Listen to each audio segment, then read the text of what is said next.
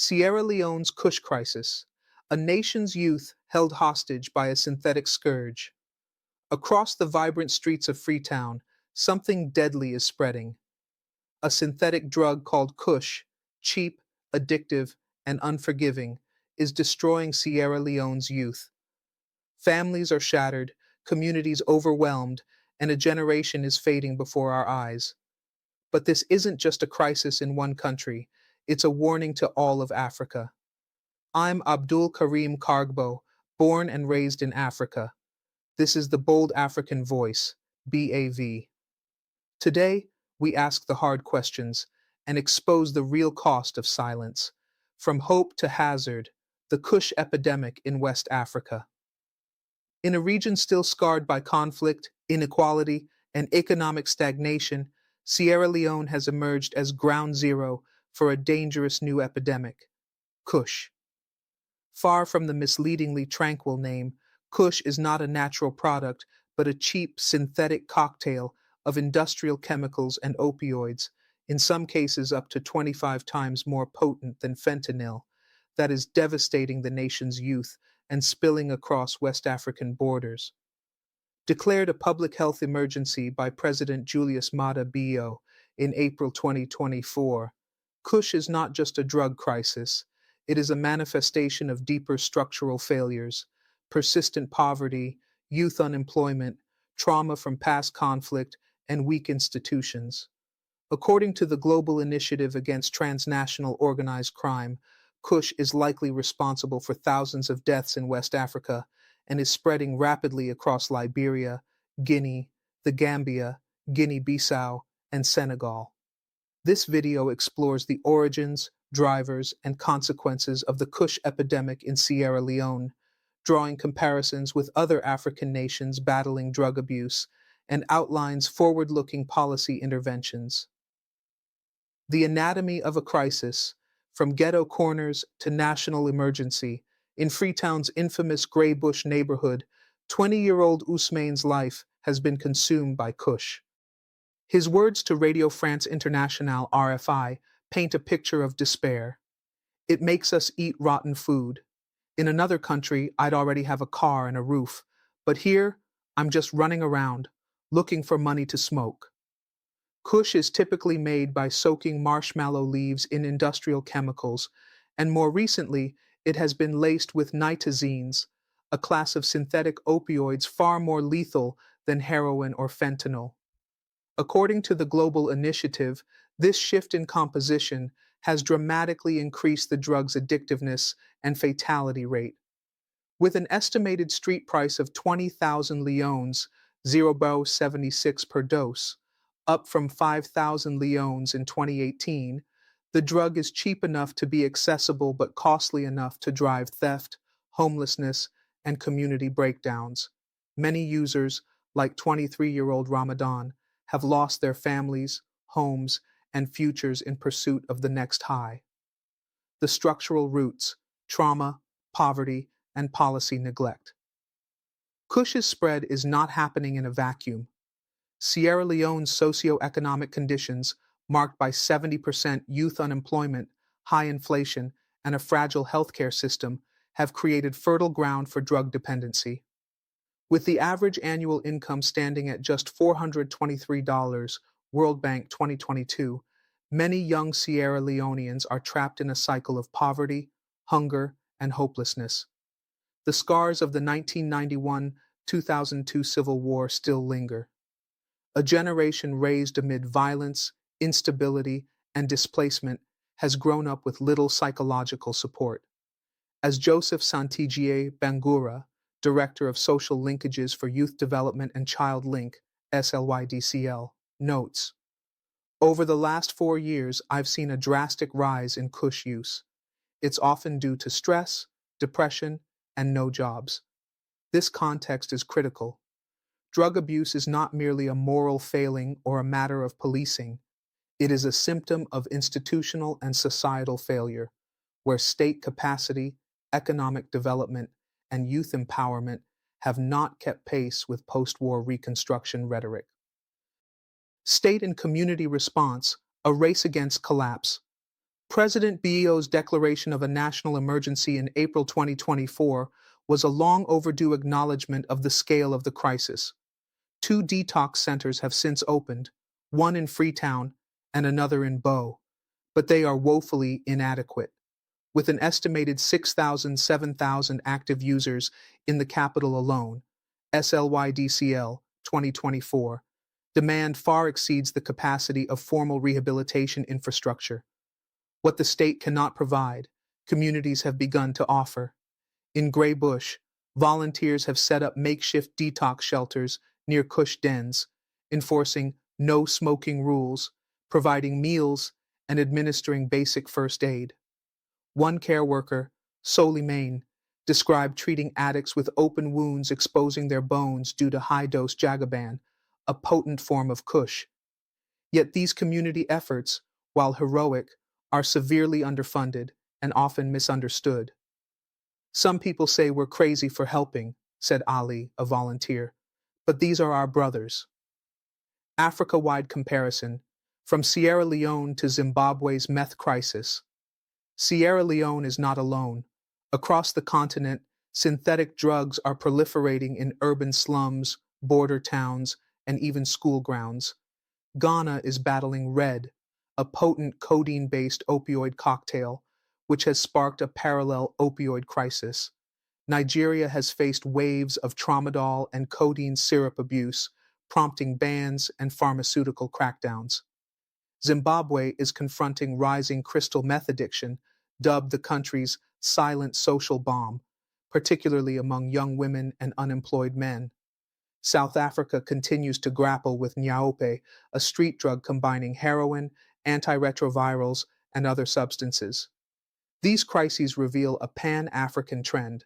Synthetic drugs are replacing traditional substances, like marijuana or alcohol, spreading faster, addicting users more quickly, and overwhelming already fragile public health and security systems. But Sierra Leone's situation is particularly severe due to its post-conflict fragility, low state capacity, and porous borders that allow chemicals to flow from China and Europe into local cooking labs.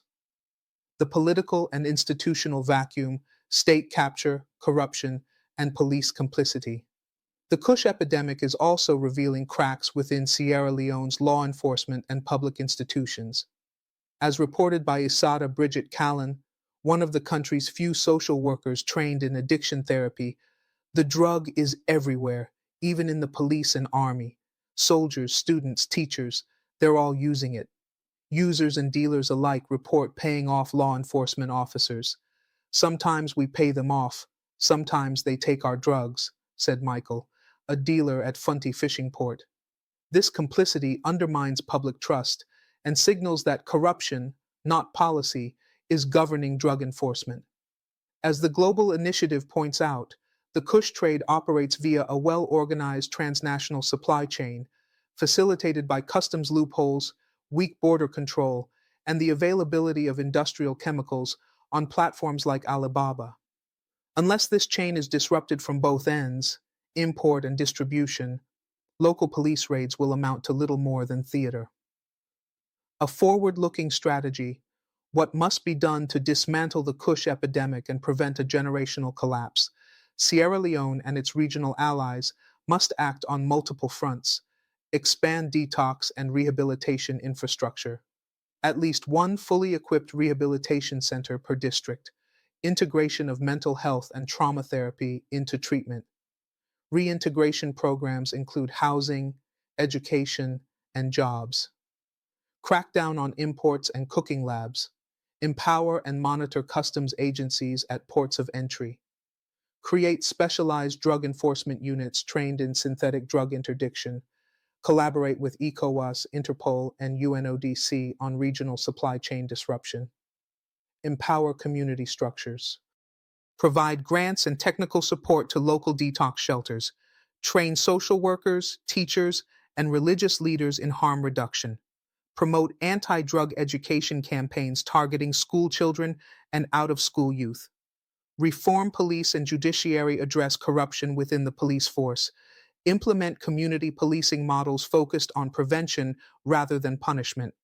Fast track the creation of special courts for drug related offenses with rehabilitative sentencing options.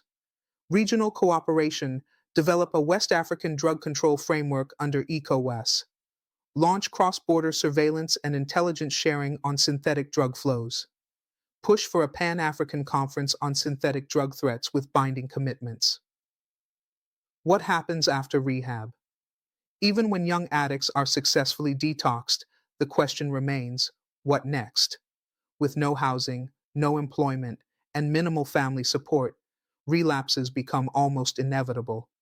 As Bangura warns, after rehab, their bodies are clean. But then what? Many have no home, so they go back on the streets, and they relapse. This challenge echoes across Africa's urban slums, from Makoko in Lagos to Kibera in Nairobi. Rehabilitation without reintegration is a revolving door. Sierra Leone must therefore embed drug response into broader development planning.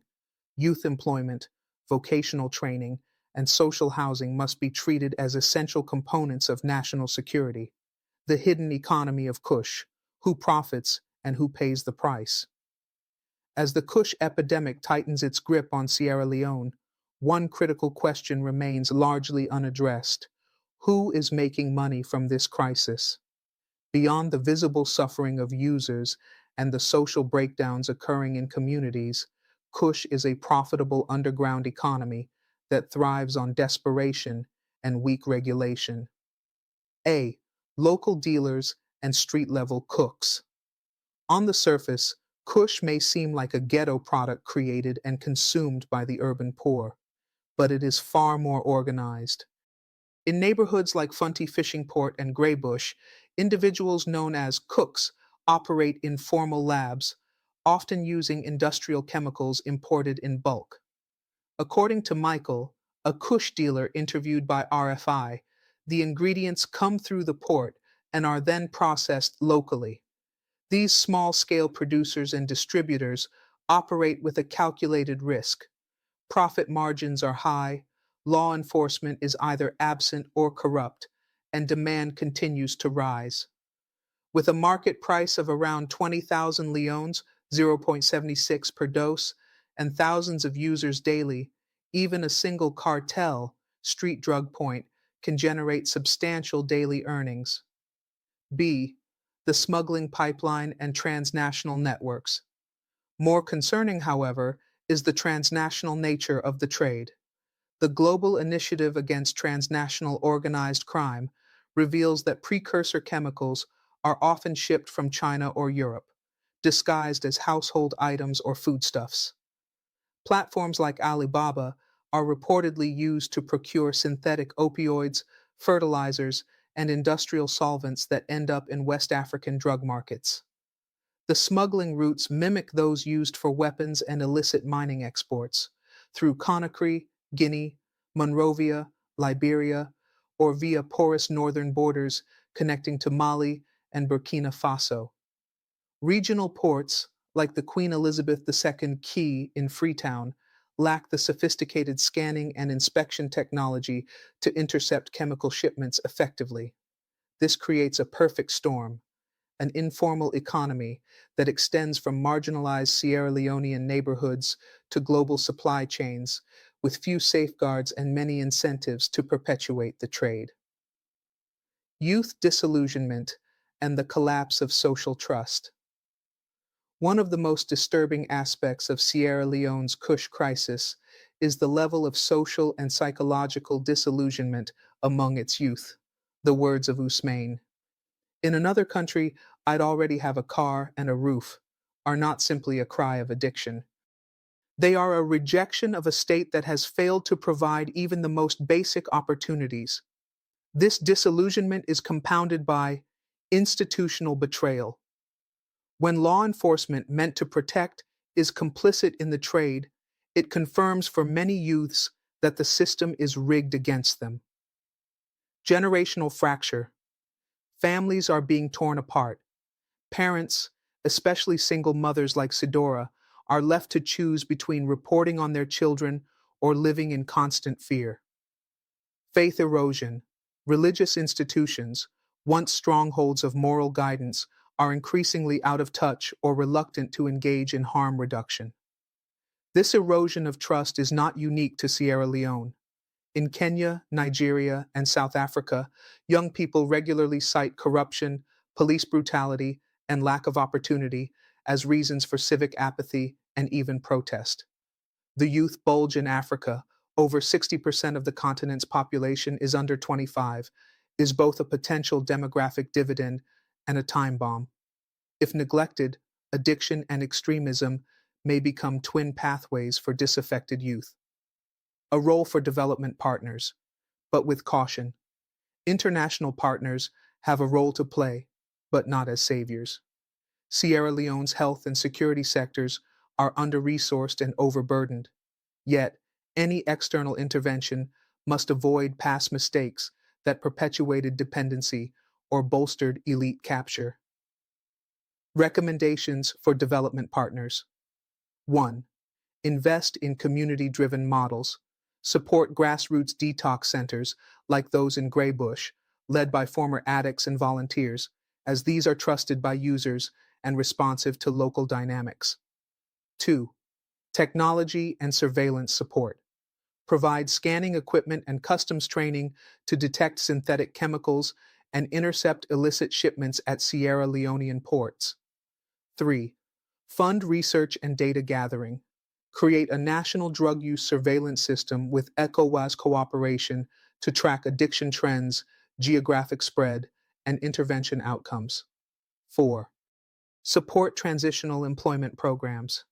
Reintegration must be job-linked. Programs should blend detox with skills training, microfinance, and social housing. 5. Support regional collaboration. Facilitate cross-border coordination among West African states on synthetic drug trafficking, modeled after successful anti-Ebola collaboration platforms. What Sierra Leone can learn from others, Africa-wide lessons. Despite each country's unique socio-political context, Sierra Leone can draw insights from how others have tackled drug abuse epidemics, country drug crisis, key interventions, Nigeria, tramadol, codeine banned importation, local pharma regulation, youth rehab via NYSC collaborations, Ghana, red opioid cocktail, school-based awareness campaigns, community policing pilot programs, Zimbabwe crystal meth, Guka Makafela, integrated rehab with food aid, peer mentorship programs, South Africa, Niobe mobile clinics, legal reforms allowing rehab over incarceration. These cases show that criminalization alone fails. Public health framing, community buy-in, and economic reintegration are essential. The missing national narrative. Where is the political leadership? While President Biyo's declaration of a public health emergency is a positive step, many civil society's actors question whether this reflects genuine political will or reactive crisis management. The National Drug Control Agency remains underfunded, and government programs have yet to reach the rural areas where Kush is quietly spreading. More troubling is the absence of a sustained national campaign. There has been no consistent use of state media, national figures, or faith leaders to publicly denounce Kush and promote recovery. Compare this to Rwanda's extensive anti-drug youth programs, where monthly Umuganda, community workdays, also serve as forums for anti-drug advocacy. If Sierra Leone is serious about ending this crisis, it must go beyond declarations and invest in a coherent national strategy that includes education, culture, law enforcement, and media. Voices of hope, the rise of survivor networks, and peer support. Amid the darkness, stories of recovery are emerging. Some former users, like Bangura of SLYDCL, are now leading awareness campaigns in ghettos where they once smoked. Survivor networks are forming, offering mentorship, group therapy, and pathways to re-entry into society. In Bo, at the newly opened military-based detox center, Mothers gather every weekend to pray for their sons. Young men write letters of apology and determination. One said, "I was broken, but I believe I can become someone again." These grassroots recovery efforts may well be the seeds of a national healing process if they receive the support and amplification they deserve. Unseen scars, the psychological toll of Kush on Sierra Leone's youth. Beyond the visible effects, wounds, emaciation, erratic behavior, Kush leaves deep and often untreated psychological scars. Addiction specialists in Freetown report rising cases of drug induced psychosis, schizophrenia, and severe depression among young users. These conditions are exacerbated by the drug's chemical volatility and the lack of consistent mental health infrastructure in Sierra Leone. According to data compiled by Mental Health Coalition, Sierra Leone 2024, the country has fewer than 30 trained clinical psychologists for over 8 million people. Most of them are based in Freetown or Bo, leaving rural districts where Kush is quietly spreading with little to no psychological care. Dr. Mabinti Kargbo, a psychiatrist working with a private rehab facility in the western area, notes, "We're seeing symptoms that mimic post traumatic stress disorder, not just from drug use, but from what these young men and women have experienced in the streets: assault, rape, torture, hunger, abandonment." Without holistic mental health services, detox becomes a revolving door. Women, Kush, and the silent epidemic of gender based violence. While most public narratives focus on male addicts, a growing number of young women and girls are being consumed by the Kush crisis, both as users and victims. In many urban ghettos, female addiction often comes with an additional price: exploitation. Recent reports by Girl Child Network Sierra Leone 2024 indicate that many girls addicted to Kush are coerced into transactional sex in exchange for doses. Others are trafficked or used as drug couriers under threat of violence. These girls are largely invisible to formal statistics, as stigma, fear, and lack of services keep them in the shadows. Mariatu, 19, shared her story in an anonymous interview. "I smoked because I was hungry. The boys said it would help me forget my problems. Then they said I had to pay. I didn't have money, so they forced me." There are no dedicated women's rehab centers in the country. Victims of addiction related sexual abuse have nowhere safe to seek treatment, counseling, or justice. Even police units, according to Family Support Unit officers, lack the training to handle cases involving drug dependent female minors. This gender dimension requires urgent response. If not addressed, the Kush epidemic will not only deepen the cycle of male youth unemployment and violence, but also further entrench gender based abuse, underage pregnancy, and HIV transmission, adding layers of long term social trauma to an already overstretched health and legal system. The role of arts, music, and digital media in healing and resistance. Amid the bleakness, a new form of resistance is taking root, not through protests or political parties, but through art, music, spoken word, and digital storytelling. Across Sierra Leone's urban neighborhoods, young creatives are beginning to document their experiences and push back against Kush culture through narrative expression. One notable initiative is the Voices Against Kush digital campaign, launched by a coalition of youth led NGOs, including AYV Youth Voices and Justice for All SL. The campaign trains former addicts and at risk youth to use smartphones and social media to share personal stories of addiction, survival, and recovery. A short film titled Grey Bush Diaries, produced by a team of former Kush users, recently won an award at the Freetown Urban Film Festival. The raw documentary follows the lives of three friends navigating addiction, brotherhood, and recovery in the shadow of the city's most notorious ghetto. Local music is also taking a stand. Artists like Kalabo, Drizilic, and MIC have released songs addressing the impact of Kush on families and communities, One popular chorus declares, "We no go let the Kush take we soul, Mama they cry, Papa don go cold." Such cultural expressions are proving to be powerful in shifting public perception from shame and silence to solidarity and awareness. These tools must be embraced and supported as part of the national healing strategy, not merely sidelined as entertainment. Education in crisis, the ripple effects on Sierra Leone's schools. The rise of Kush has also begun to erode the foundations of the country's already fragile education system. Teachers report an increase in absenteeism, erratic behavior, and dropout rates among secondary school boys, especially in urban centers like Freetown, Kanema, and Makini. According to the Ministry of Basic and Senior Secondary Education, MBSSE, over 15% of male students in inner city schools in Freetown were flagged for substance abuse risks in 2023-2024, with anecdotal evidence pointing to Kush as the primary substance.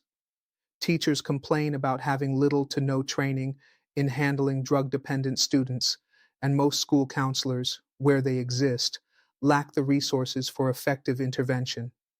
A teacher at Methodist Boys High School shared anonymously, "Sometimes we find Kush rolls in bags.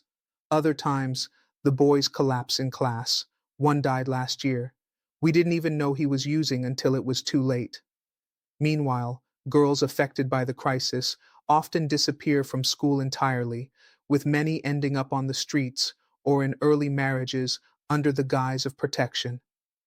Unless the Ministry of Education treats drug abuse as an educational crisis, integrating life skills curricula, anti drug messaging, and school based counseling, Kush will continue to hollow out a generation from the inside out. Religious and traditional institutions, a neglected but critical pillar. One underutilized force in Sierra Leone's fight against Kush is the country's vast network of mosques, churches, and traditional healing centers. Historically, these institutions have been central to post conflict trauma healing and community reconciliation. Yet today, many remain silent or judgmental toward addicts. Religious leaders often stigmatize Kush users as children of the devil rather than victims of structural abandonment. This narrative not only pushes youth further into isolation, but also prevents families from seeking faith based help. There are, however, exceptions. Sheikh Abu Kamara, an imam in the eastern district of Kailahun, has integrated drug awareness sermons into his Friday khutbahs. He runs a faith and recovery circle with former users who now act as community mentors. Islam is not about throwing people away. We don't abandon the sick. Kush is a sickness, he says. Similarly, Pastor Elizabeth Karoma of the New Life Restoration Chapel in Bo hosts Sunday support sessions for mothers of addicts, blending prayer, counseling, and practical help. If scaled up and supported with training and resources, these spiritual and cultural pillars can complement state and civil society efforts, offering moral authority and community legitimacy where the government often falls short. The imperative of data and evidence based policy.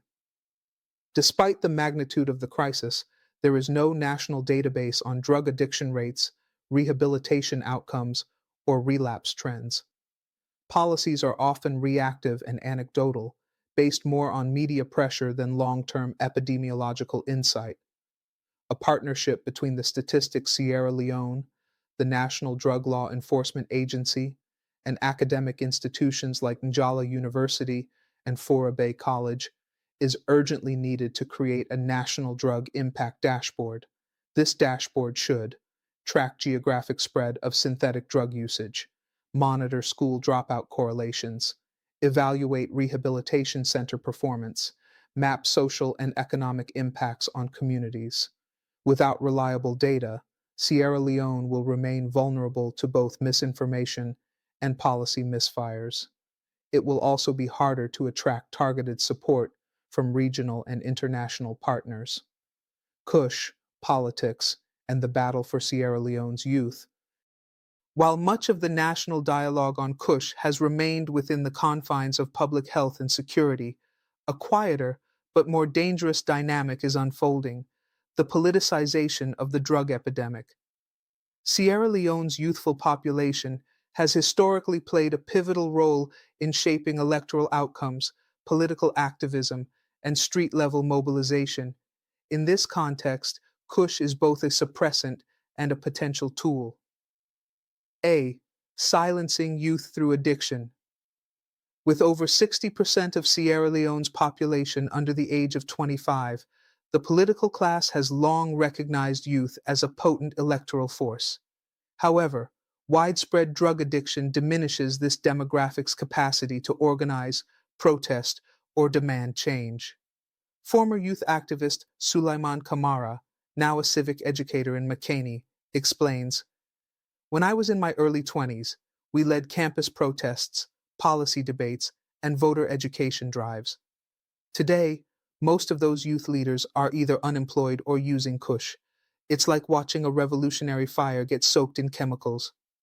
There are growing concerns that the absence of youth voices in recent governance debates, whether on education reform, corruption, or police accountability, is not coincidental, but rather symptomatic of a society where substance abuse has depoliticized a generation. B. Manipulation of gangs and ghettos. During elections, equally disturbing are allegations that local politicians and party operatives may be exploiting ghettos and Kush hotspots as sources of cheap, loyal labor during elections. Former gang members from Freetown's Dwarzark and Upgun neighborhoods claim that big men often provide food, cash, and protection in exchange for votes or violent disruption of opposition events. These informal pacts are difficult to prove, but the patterns are familiar to anyone studying post-war West African politics, from Nigeria's area boys to Liberia's ex-combatant networks. Addiction creates dependency. Dependency creates loyalty.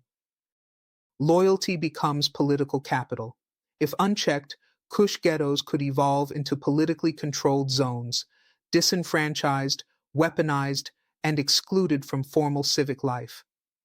The risk of radicalization, from narcotics to extremism. The link between drug abuse and radicalization has been well documented in fragile states across Africa. In northern Nigeria, Mali, and the Sahel, extremist groups have exploited addiction and economic despair to recruit young fighters. In East Africa, criminal gangs and cults have used synthetic drugs to maintain control over recruits.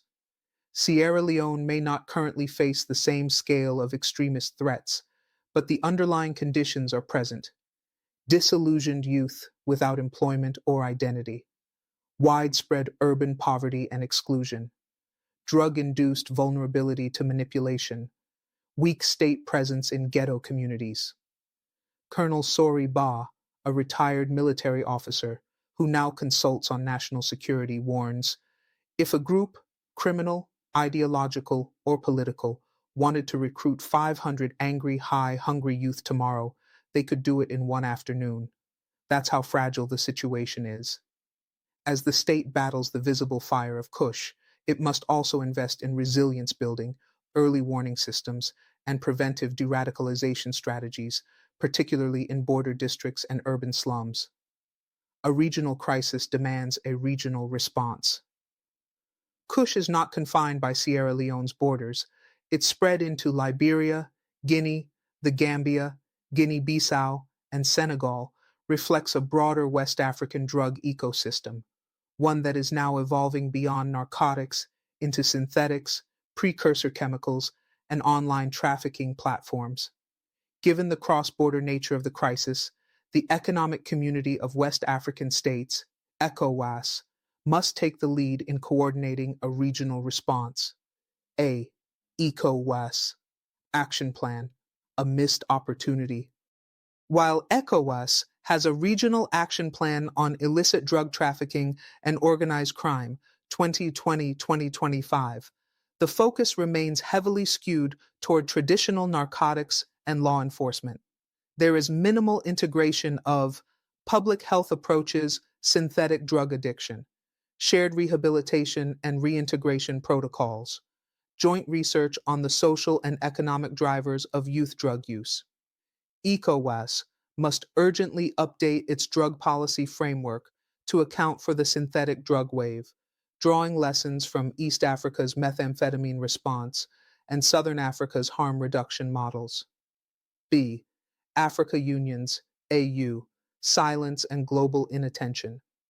At the continental level, the African Union's Plan of Action on Drug Control and Crime Prevention 2019-2023 has expired without a visible renewal. Meanwhile, most global attention remains fixed on opioid crises in North America and Europe, despite mounting deaths in West Africa. This negligence is dangerous. Synthetic drug use is now Africa's fastest growing addiction pathway, and without continental prioritization, via AUC, Africa CDC, and NEPAD, countries like Sierra Leone will be left to face the consequences alone. It's time for the African Union to launch a continental summit on synthetic drugs with clear policy, funding, and implementation guidelines tailored to Africa's unique vulnerabilities. Financing the fight. Who will pay for recovery? The question of cost remains at the heart of Sierra Leone's Kush response. Detox centers, mental health services, job reintegration programs, and law enforcement reforms require sustained investment. Yet, with public debt exceeding 100% of GDP, IMF 2024, and donor fatigue setting in, funding options are limited. Some emerging proposals include 1. Kush Recovery Levy, a special tax on alcohol and tobacco products to fund addiction services and public education. 2. Diaspora bonds, targeted investment instruments marketed to Sierra Leoneans abroad to finance youth rehabilitation and job creation. 3. Debt for health swaps, negotiations with international creditors to convert portions of national debt into health sector investments, specifically for addiction treatment. 4. Corporate social responsibility, CSR, engage telecommunications, mining, and banking sectors to support anti-drug campaigns and community recovery programs as part of their CSR commitments. However, any financing strategy must be transparent, inclusive, and ring-fenced to avoid misappropriation real risk given past experiences with Ebola and COVID-19 funds. Preparing for the next wave, what comes after Kush? As Sierra Leone mobilizes against Kush, experts are already warning about next-generation synthetic drugs entering African markets. According to a 2025 UNODC early threat assessment, there are rising reports of flualprazolam, a potent designer benzodiazepine, in West Africa. Synthetic cannabinoids that mimic Kush but are even more addictive. Online darknet purchases of hallucinogens and stimulants via cryptocurrency. This future reality necessitates a national early warning system, news, for emerging drug trends, coordinated by public health experts, law enforcement, civil society, and international partners. Sierra Leone cannot afford to repeat the same cycle: denial, panic, reaction, and relapse. A proactive, science-driven, and community-led approach must become the norm. Blueprint for a national recovery and reintegration strategy. If Sierra Leone is to defeat Kush, it must go beyond detox and declare a national youth recovery mission, a bold long-term strategy that integrates healthcare, education, employment, housing, and mental health. Core pillars of a national recovery strategy. 1. Rehabilitation access for all. Expand detox centers to all 16 districts. Provide free addiction treatment and transportation support. Mandate health insurance coverage, public and private, to include substance abuse care. 2. Post-rehab transitional housing. Develop halfway homes that offer temporary residence, food, and reintegration support for recovering addicts. 3. Skills and livelihood training. Integrate vocational programs in agriculture, digital skills, plumbing, construction, and trade apprenticeships. Provide startup kits or seed grants to reintegrated youth through government youth partnerships and NGO channels. 4. Mental health and trauma therapy. Train more clinical psychologists and psychiatric nurses. Offer community based group therapy led by survivors and counselors. 5. Youth employment and drug free work zones. Prioritize employment opportunities for youth who complete recovery. Partner with local businesses to create drug free hiring schemes tied to recovery milestones. 6. Cultural and community inclusion. Promote community arts, sports leagues, storytelling programs, and spiritual retreats as tools for long term healing and self discovery. Global lessons from fragile states and small island nations. Sierra Leone can also draw valuable insights from other fragile contexts that have responded innovatively to drug crises. Country context, innovative intervention. Iceland, youth alcoholism in 1990s, introduced national youth clubs, sports subsidies, and curfews. Philippines, drug abuse in urban slums, community rehabilitation through church-led recovery groups. Cape Verde, synthetic drugs among island youth, mobile mental health units, peer-led recovery, and reintegration farms. Liberia, post-war addiction, vocational centers for ex-combatants and recovering addicts. These examples show that success doesn't come from militarized crackdowns alone, but from systems that heal, empower, and transform, with strong community backing, reviving cultural memory and breaking the cycle. In African tradition, storytelling and communal wisdom have always played a role in healing. Sierra Leone must reclaim this. Bondo and Poro societies once served as institutions of discipline, mentorship, and social identity. While these secret societies have faced rightful criticism for certain harmful practices, their foundational purpose, community grooming, can be reimagined to serve positive cultural rehabilitation. Similarly, local elders, griots, oral historians, and cultural centers can play a pivotal role in preserving stories of recovery and redemption, teaching traditional values of resilience, self-worth, and brotherhood, mobilizing communities to reject the normalization of Kush and rebuild collective pride. A call to action, advice to African leaders. Sierra Leone's crisis is a warning, not a local anomaly. Kush is only the beginning. African leaders must act now before synthetic drugs undo decades of peace building and social development. Here are 5 imperatives for Africa's political class. 1. Elevate drug addiction to the level of national security addiction isn't a youth problem, it's a governance problem. Treat it like insurgency or pandemic threats. 2. Integrate drug response into economic planning.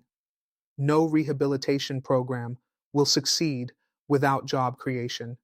Invest in youth entrepreneurship, rural revitalization, and creative industries.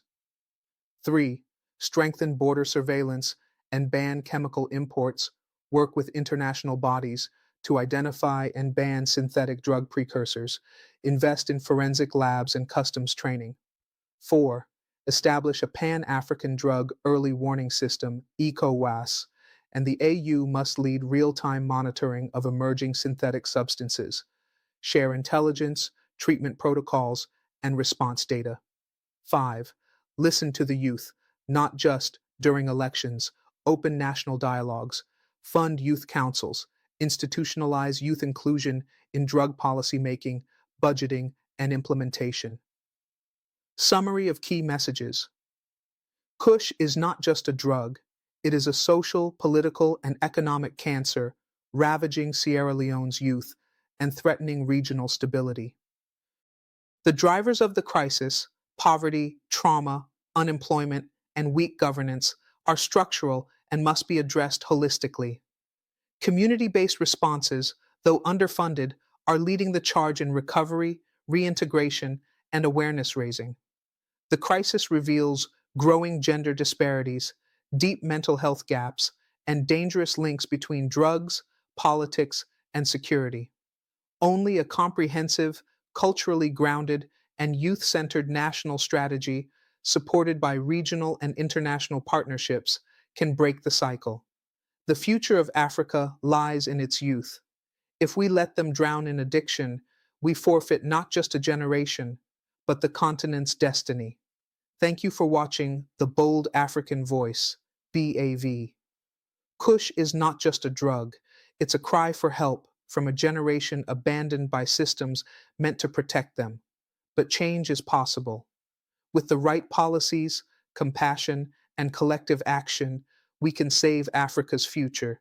If you believe their stories must be heard, don't stay silent. Like, comment, and share this video. Subscribe to The Bold African Voice, BAV, and tap the bell for more fearless reporting. Together, we reclaim our continent, one story at a time.